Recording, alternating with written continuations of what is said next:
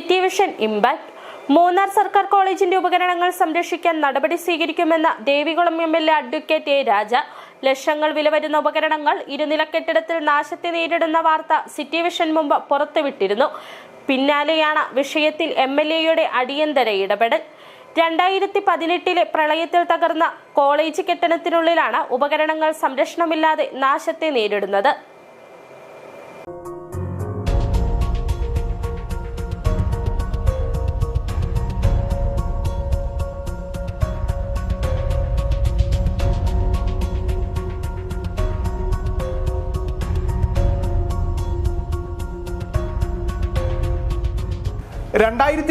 ണ്ടായ പ്രളയത്തിലാണ് Munnar government arts and science college കെട്ടിടം തകരുന്നത്. പിന്നീട് കെട്ടിടത്തിൽ നിന്നും കോളേജിന്റെ പ്രവർത്തനം മാറ്റി.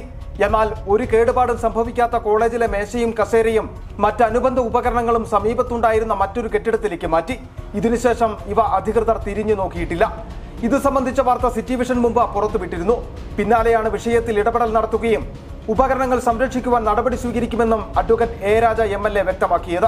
അതെല്ലാം ഇപ്പോൾ ഓരോന്നായിട്ട് നശിച്ചുകൊണ്ടിരിക്കുന്നതാണ് നിങ്ങളുടെ വാർത്തയിലൂടെ മനസ്സിലാക്കാൻ കഴിഞ്ഞത്.